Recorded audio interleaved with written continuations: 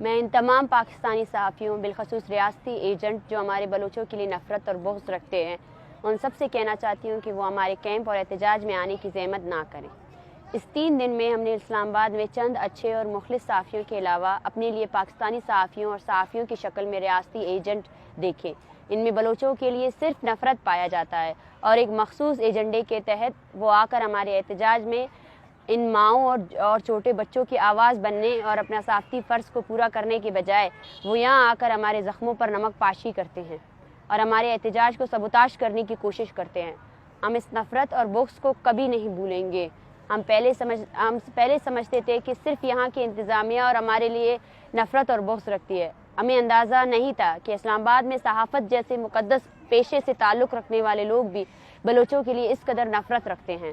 ہم اس رویے اور اس نفرت کو زندگی بھر یاد رکھیں گے اور بلوچستان میں واپس جا کر اپنے لوگوں کو آپ کی نفرت اور رویے سے آگاہ کریں گے۔ اور ایک بات ہمیں اس بات کی بالکل بھی افسوس نہیں ہو رہی ہے کہ آپ لوگ بلوچوں کے ساتھ کس طرح کی نفرت کے ساتھ پیش آ رہے ہو اور کس قدر بغض رکھتے ہو، بلکہ ہمیں خوشی ہو رہی ہے کہ آپ لوگوں اپنے حقیقی چہرہ دنیا کو دکھا رہے ہو اور دنیا آپ کی اصلیت سے واقف ہو رہی ہے۔